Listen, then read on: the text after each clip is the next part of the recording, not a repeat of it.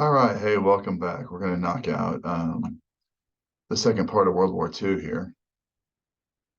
And so when we left, the Germans had just had just started their invasion of Russia. And things are looking really bad for the Allies. England is kind of alone in mainland Europe. The Germans are being very successful in their invasion of Russia. At least in the fall and early winter of 1941. Um, and it's really just, the United States is still neutral at this point, and things just aren't looking really well at all. But what we haven't talked about is the Pacific during this time frame. And so it really, I mean, it's still there, it's still going on, and there's still geopolitical conflicts happening in the Pacific. And so when we look at the Pacific, or in Asia in general, it's very resource rich. There's tons of oil and rubber and all kinds of things that you would need to fight a war, to have some kind of a war machine. And so Holland, France, Britain, they're really not interested in maintaining their colonies in Asia at this point, because they're Britain's just trying to maintain their home island. And keep it safe from a Nazi invasion. France is now occupied by the Nazis. Holland is occupied by the Nazis, and so all of these colonies, they're still technically they're still colonies, but they're just there. And so these resources become very tempting to the Japanese, and the Japanese have invaded Manchuria. They've left the League of Nations. And so there's a growing tension in the Pacific, and there's some growing tension between the United States and Japan during this time frame. If we look at this map here, Japan's up here in this upper right hand corner up in here. The Philippines are controlled by the United States. French Indochina, Vietnam, Laos, Thailand, all controlled by France, who, they have colonial governments there, but they're no longer really part of France. Indonesia down here is the Dutch East Indies, and this is one of the most oil-rich areas in the entire world. And so all of these colonies are very, very attractive to the Japanese, who have entered into this alliance with the Germans and the Italians. And so, we talked about in 1931, Japan launches that invasion of Manchuria, which basically is if we go back to that map, you can't see it, that map up there. Think of it as modern day, it's like modern day Korea and parts of North China. And so they're controlling that. And then in 1937, the Japanese are going to launch a full-scale invasion of China. And Japan sees this as their opportunity again to unite all Asia under Japanese control. Asia had gone through a period, in the 1800s, early 1900s, the last 150 years or so of pretty substantial imperialism by European forces. The Japanese had modernized, had avoided being imperialized by other European nations, and so they see this as an opportunity, to continue on this age of imperialism, but to lead Asia under this idea of one Japanese government, one Japanese Asia. And the only real barrier standing in the way of Japan during this time frame is going to be the United States. The United States is still trading with China. The United States kind of sees itself as maybe possibly the protectorate of China, and they want to stop Japanese expansion into all of Asia, for obvious reasons. That if Japanese take control of all of Asia, that's going to limit the United States' access to trade and resources. But also, the United States holds the Philippines. We hold a number of islands in the Pacific as territories or protectorates, like Guam, Hawaii, and those types of places. And so, because of this action of the Japanese invading China, and the military posturing of the Japanese in Asia during this time, the tensions between the United States and Japan grows pretty substantially. And so by September of 1940, the United States really feels like it has to do something to try to limit the Japanese war capability. So in September of 1940, Roosevelt places an embargo on iron and steel exports to Japan. So we're going to stop sending iron ore and finished steel to Japan because ultimately, to fight a modern war, Japan's going to have to have access to things like iron and steel, and they're a small island nation that doesn't have those resources, and they need to have imperial colonies to have those.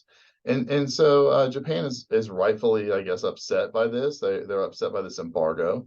And they realize that, hey, the Americans aren't going to allow them just to walk all over Asia. While both sides in 1940 want to avoid war, the United States sees any kind of conflict with Japan in 1940 as a hindrance to what the United States perceives as the real problem, which is Nazi Germany. But the United States doesn't want to abandon Asia. The Japanese see this again as the United States trying to prevent them from becoming as powerful nation as they possibly can. And also, Japan has this idea that Asia ought to be run by Asians. And so the actions of the United States is going to upset the Japanese government and Japanese military. In July of 1941, Japan moves into the colonies of French Indochina, which are modern day Laos, Cambodia, and Vietnam.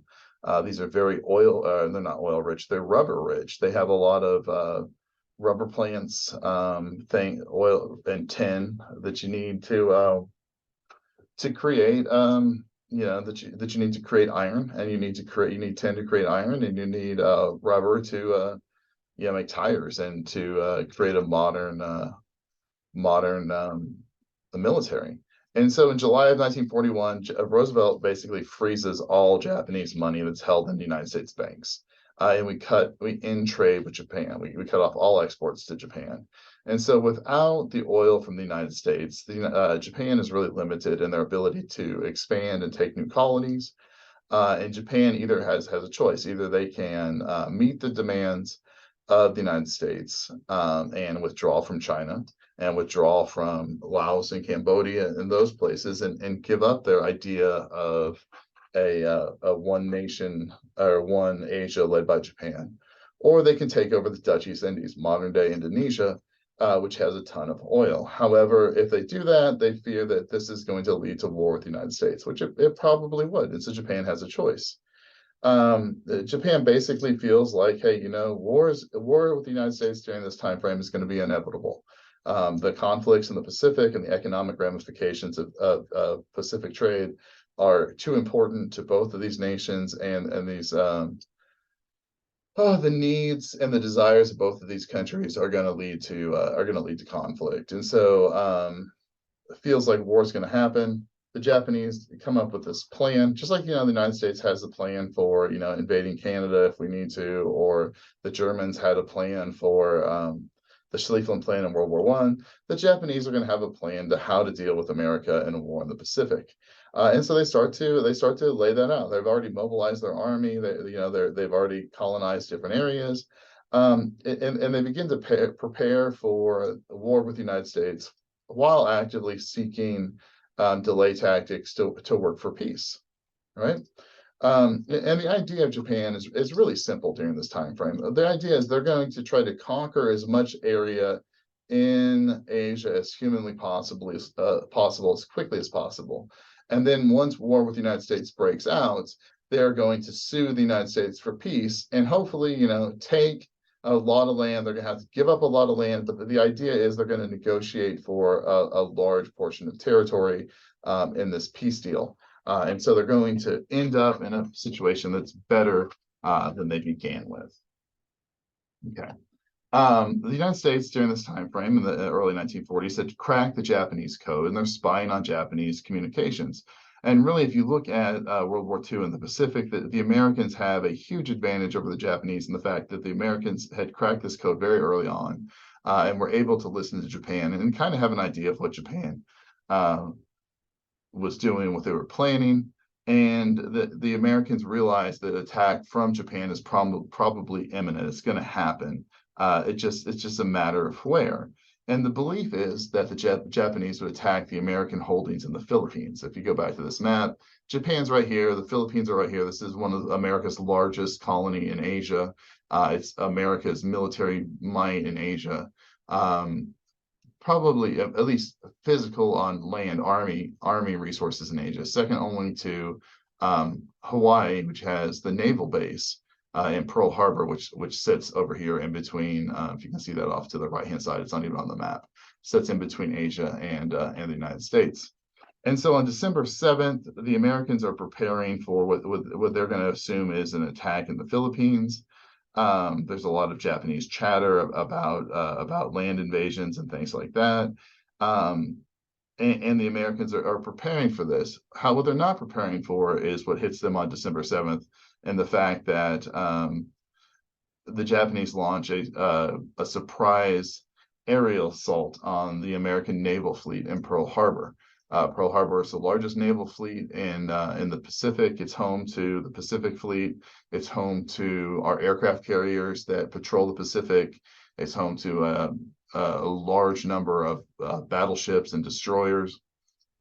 And the Japanese launch they had planned a three-wave attack to hit Pearl Harbor. They launched two of those waves. They sent in a little over 350 bombers and fighters and torpedo planes that had been carried across the ocean and had gone undetected on Japanese aircraft carriers. And this attack in Pearl Harbor destroys 18 ships. They kill about 2,300 American troops in this attack. You can see some of the carnage here of Pearl Harbor on that day. You can see the boats sinking. You have a boat here in the foreground that's capsized. You have major battleships over here that are on fire.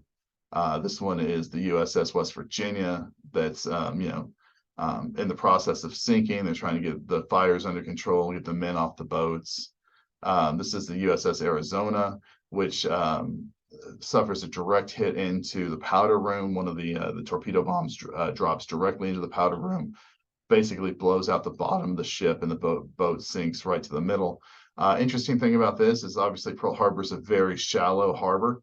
The Arizona had tried to leave port and get into the open sea where it would be harder to hit, and in its flight was disabled and sank in the middle of Pearl Harbor. And so today that's a memorial. You can go and you can still see the Arizona at the bottom of Pearl Harbor. The Japanese launched two fleets on this invasion. They never launched the third because the aircraft carriers that they had hoped would be in harbor were out in the open ocean. They were on maneuvers, and so the Japanese missed their ultimate prize, which would be the American aircraft carriers.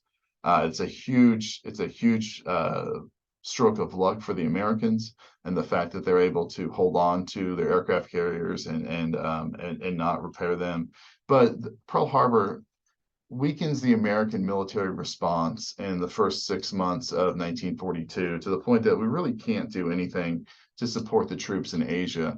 And so at the same time that Pearl Harbor is taking place, the Japanese are going to launch attacks across all of Asia on all U.S. military bases in the Pacific. They're going to overrun the American troops in the Philippines. They're going to attack the modern-day Indonesia and Dutch East Indies. They're going to take over British-held Burma. And again, they're going to grab as much land as they possibly can, hopefully put up enough fight that the Americans are looking to, once the Americans respond militarily, that the Americans will want to end the war as quickly as possible, and the Japanese can negotiate for territorial gains. Again, we look at Japan here. There's the Philippines. Dutch East Indies is down here. Papua New Guinea is one of the places that gets taken over. Burma is over here.